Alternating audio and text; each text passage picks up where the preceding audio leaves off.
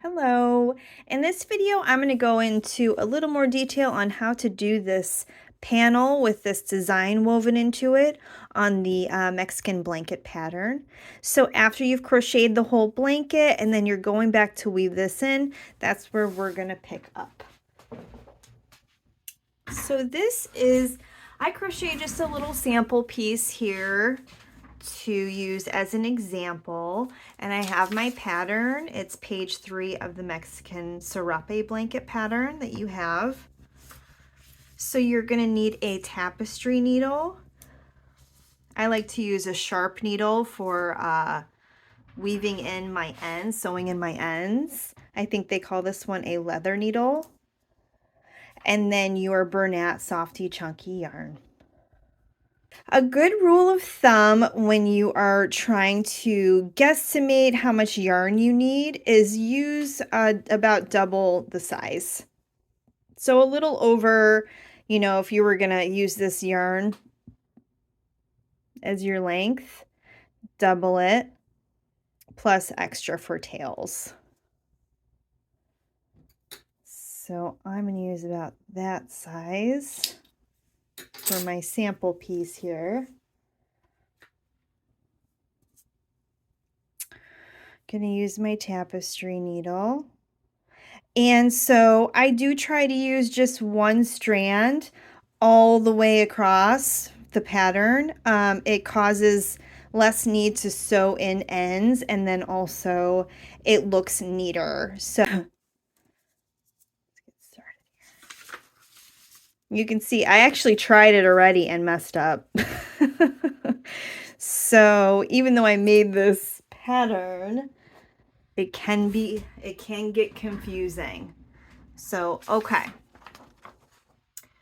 8 rows up and then 2 crochets over, and then we get started here. 1, 2, 3, 4, 5, 6, 7, 8. So on the 8th row is where I'm going to start weaving. It says to skip the first 2 single crochets.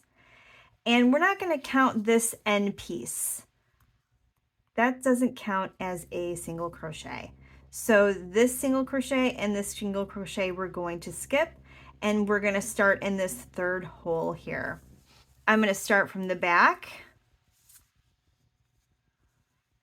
pull it through, leave a tail,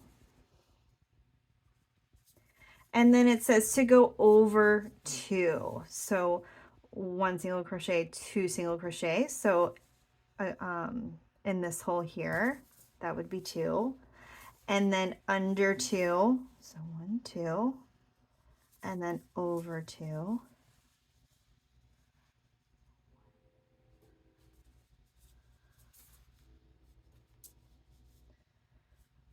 under 2, over 2,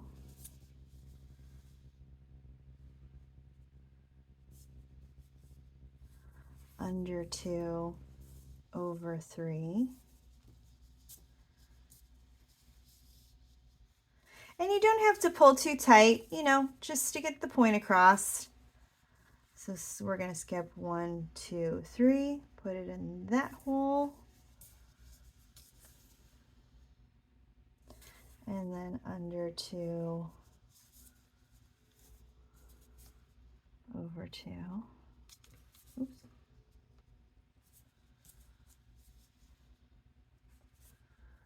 Under 2,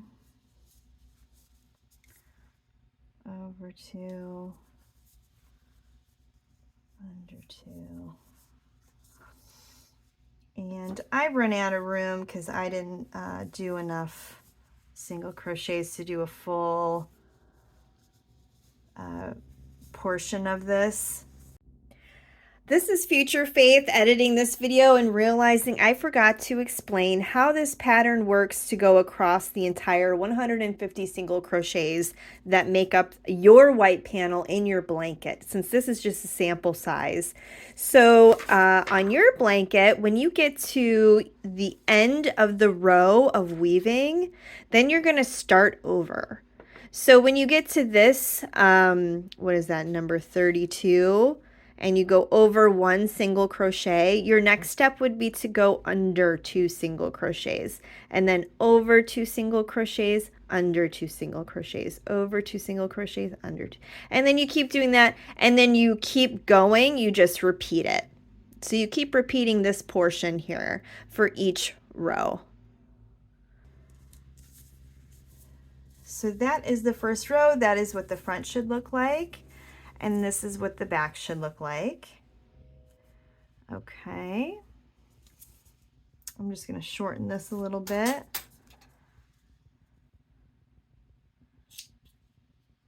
Now, how do I sew in the ends? Because this is such thick yarn. I like to unravel it into 3 smaller strands, and then I can sew them in with my needle. But first, one thing I like to do is to always have something going through these end holes. So you have an end hole here on the left side and an end hole here on the right side. So I always like to have something going through there, because when you're finished, it looks a lot nicer if there's always, you know, whether it's coming from the back to the front or the front to the back, it doesn't matter. Just always make sure there's a strand going through there. It's not in the pattern. That's just a little, I guess, pointer. Okay, so we are going to sew in each of these strands individually. I like to go through one way with my sharp needle. Doesn't need to go exactly in between the single crochets. That's why I like the sharp needle. It makes it a little more chaotic. And then it makes so that the strand is really knotted and stuck in there, so that later on when someone is using this blanket, you don't get any loose strands popping out down the road.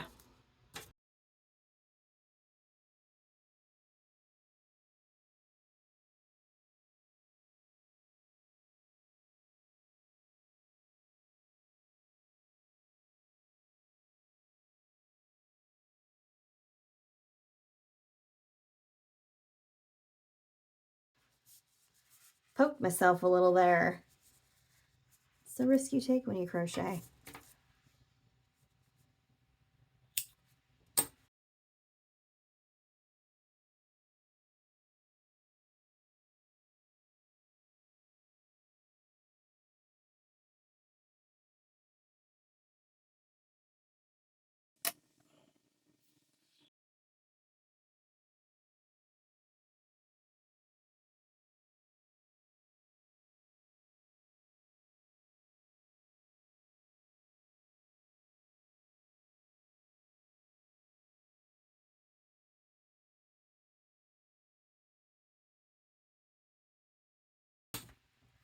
That took forever, but that's just the price you pay to play when you come to crochet.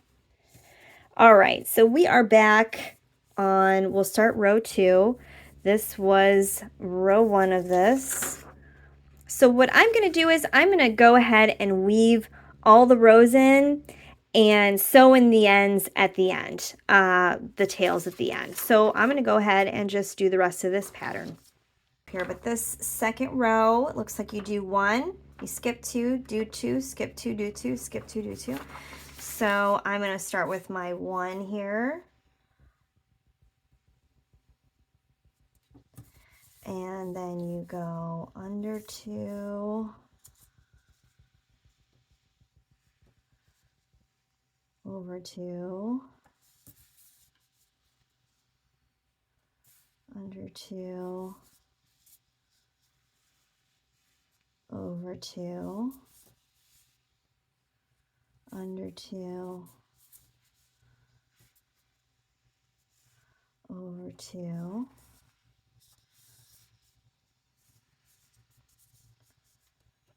under 2, over 1,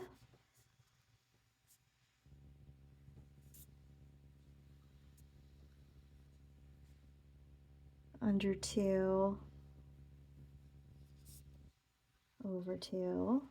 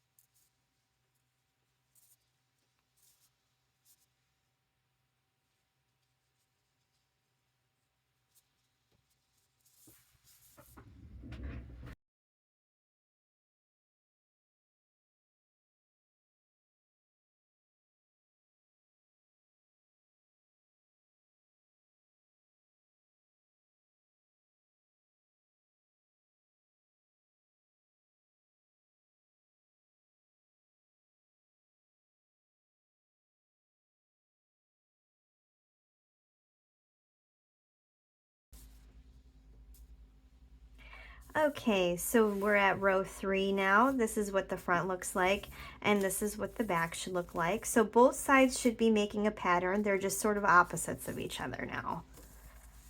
Okay, gonna move on to the next row.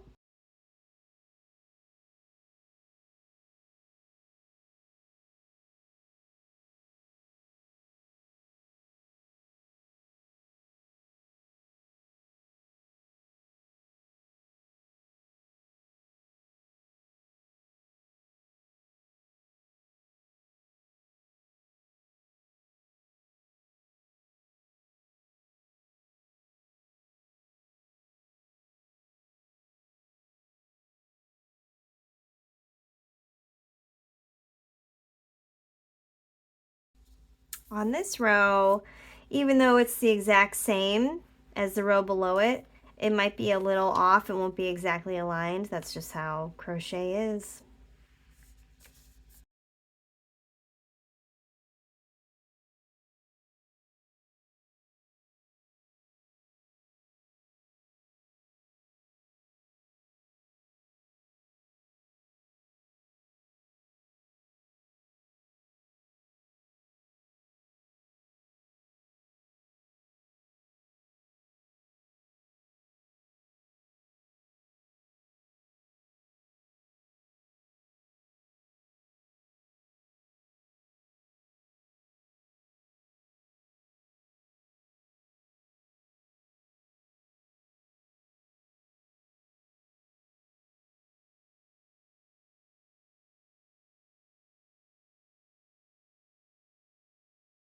Your tension doesn't matter too much, like if it's accidentally tight in some spots and then loose in other spots. By the end, it usually, and when you're using the blanket, stretches out on its own to create an even tension on these. So don't worry too much if you have like a really loose one and then a really tight one or something. They really even themselves out in the end. So you don't have to stress too much about that.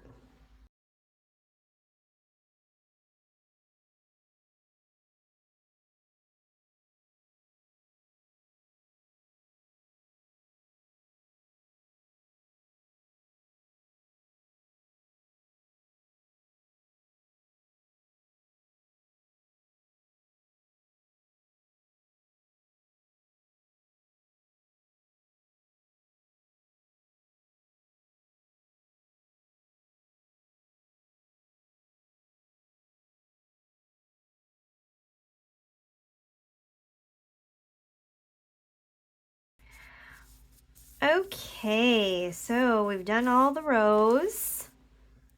And next, what I would suggest doing is taking a crochet hook and putting the strand through this first hole, whether it's from front to back or back to front, doesn't matter. Oops. That one's already got it, that one's got it. This one needs something in this hole here. Not anything, but the end of the row. There we go. Pull something through here. Again, this isn't something you have to do. This is just something I have found I think makes it look more nice when you sew in the ends. That one's got something there, and we already sewed in the ends of that one. So on this side, same thing.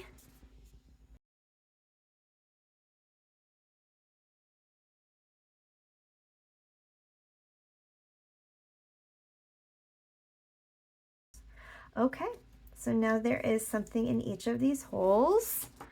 And now we're going to sew in these ends how I taught you by unraveling and then sewing in. I'm going to go ahead and do that and I'll be back with you.